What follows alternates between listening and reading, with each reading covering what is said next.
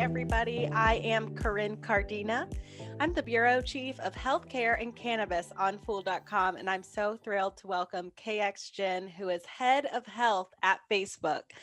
KX and I are going to talk about some big news regarding Facebook's efforts to help with COVID-19 recovery and vaccination. Hi there, KX, and welcome to Fool Live. How are you today? Doing well. Thank you for having me. Excellent. I would love to start by sharing your background with our audience. So, you've had a long career at Facebook, starting out as a software engineer and working as a product lead on many different projects across the company. I imagine you know Facebook inside out. And of course, now you're head of health. Could you tell me briefly about how your different experiences at Facebook prepared you for this role? And are there people with health or medical expertise on your team? So I've been at Facebook a little over 14 years now, working across roles and teams. I started as an engineer 2 weeks before we launched Newsfeed, and then spent a long time in various engineering and product roles. About 2 years ago, after seeing how people were using Facebook tools and products to connect around health and for health-related support, we decided to create a dedicated team to support this area more deliberately as part of our social impact work. And health really affects everyone, and addressing people's health needs requires a team to incorporate a broad set of perspectives, right? The individual themselves, but also friends and family, caregivers, clinicians, and other health experts. And so our team has people with all of these perspectives on it. And we also work very closely in partnership with outside health experts and organizations. And in my time at Facebook, I've had the privilege to build a lot of these teams in different areas over the last decade. And I'm tremendously grateful now to have the opportunity to do that in health. Certainly, and it's the past year has shown us how important focusing on health, of course, is. So I want to talk a little bit about Facebook's work in the COVID-19 space. Last March, Facebook launched the COVID-19 Information Center, and that came at the top of Newsfeed so that users can get reliable and authoritative information around the pandemic. So, of course, today we're a little over a year into the pandemic, and Facebook is now focused on helping the world recover from the pandemic, which, of course, includes vaccination. So that leads us to the big news of this week. You announced that Facebook is unveiling the largest worldwide campaign to promote authoritative information about COVID-19 vaccines in order to build trust and confidence in those vaccines. Just to hit a couple of the highlights, as part of the campaign, Facebook is donating $120 million in ad credits to health ministries, NGOs, and UN agencies so they can share accurate information. Beyond the Facebook platform, the COVID-19 Information Center will be launched on Instagram, and Facebook will be partnering with health agencies to share COVID-19 information on WhatsApp as well.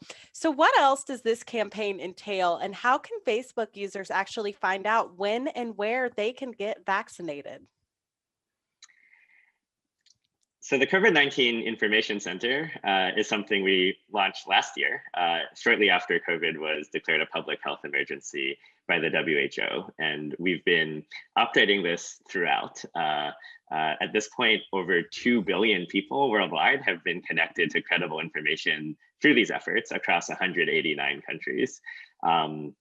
I honestly haven't seen the company come together in this way to support these efforts since really like Newsfeed a decade ago, and tremendously grateful for that support. A lot of the things we're announcing today, I think, build on the work we did over the last year. So it's a continuation of that. Within the COVID-19 Information Center, one of my personal favorite features is the localized information. So I live in San Mateo County in California, and I've been using the Information Center to get updates from my county health department on the vaccine rollout. Even though it's going to be a while before I get my vaccine, I found it really helpful to get that information. Absolutely. And Facebook will also be partnering with Johns Hopkins Bloomberg School of Public Health to reach Native American communities, Black communities, and Latinx communities, among others, with that evidence-based content. Is there anything else you want to share about that partnership? I think we've been working really closely with a lot of these partners to just make sure that everyone who needs access to this information can get it. And this is one of the things that we're really excited to continue partnering with. Excellent. So I'd like to talk about the Data for Good project that was mentioned in the announcement. So this project was launched in 2017. It allows Facebook to leverage its data for good, name of the project. But in 2020, this project actually supported local coronavirus responses. Could you share some examples of real world impacts from either the COVID-19 Information Center or the Data for Good project since the pandemic began? Absolutely. So I think I talked about this before, but just the overall reach of people with accurate information, I think, is really extraordinary. At this point, over 2 billion people from 189 countries have gotten reliable information about COVID and how they can really keep themselves safe through the Information Center and some of our other efforts. Specifically on the data side, we've seen that efforts by us and some of our partners have actually translated into results. So for example, CDC Foundation and Ad Council in the United States last year ran a campaign around trying to increase people's mask wearing behaviors. And the measurement associated with that campaign showed that it increased people's behaviors by almost 4 percentage points, which is quite significant. More generally, we've been partnering very closely with Carnegie Mellon University on surveys to help people understand mask wearing trends and other key behaviors and needs that people have. And this is now one of the primary sources of understanding this around the world. Excellent. Thank you so much. So, Facebook announced as part of this campaign that it is expanding efforts to remove false claims on Facebook and Instagram about COVID-19 as well as vaccines. So, the press release said since the pandemic began, the company has removed more than 12 million pieces of content on Facebook and Instagram containing misinformation that could lead to imminent physical harm. Can you elaborate on the expanding efforts pertaining to the vaccine part? So misinformation really thrives in the absence of credible information.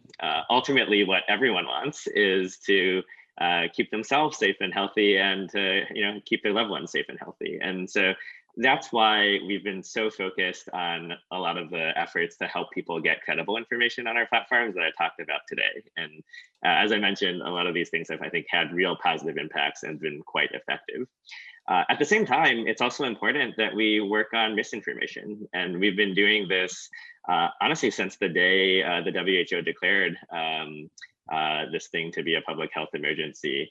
And we've been removing false claims around COVID-19 that could cause harm to folks that have been debunked by public health authorities. And we've been updating that policy as the pandemic evolved and as our understanding, or the world's understanding, of things have changed. So, early on, guidance around masks was much more mixed. And as the guidance around masks became clearer, we've updated our policies in response. And the announcement today on the misinformation side, I would view as an extension of our approach here. Now that a year in, tremendously grateful that we have vaccines that work. And we want to make sure that we're removing misinformation along those lines as well. Certainly. And lastly, how do you see Facebook's role in the greater recovery from the coronavirus pandemic? So we're doing our best to support the experts here. One of our main roles is just helping people connect information, and the support they need. All of the things we talked about earlier today.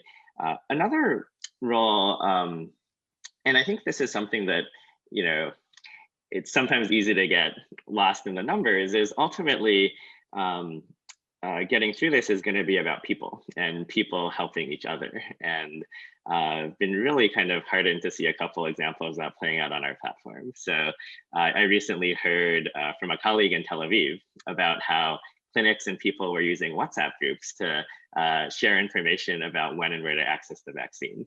There's a similar story out of Parkland, Florida, where a couple created a Facebook group early on in the pandemic, initially just to help make sense of all the information going on. And at this point, it's a thriving community with over 16,000 people in it, who are now helping each other get vaccinated, neighbor to neighbor. And so I find a lot of these things really inspiring, and it's something that, these are the ways we hope our tools are used for, and we hope to see more of that in the coming days. Excellent. Thank you so much. Is there anything else that you want people to know from Facebook's most recent announcement around the vaccination efforts? And anything I missed that you want to touch on? No, I think that's about all. All right. Well, thank you so much for sharing your insights. We really enjoyed hearing from you, KX. We'll keep in touch. Have a great day. Thank you. Take care.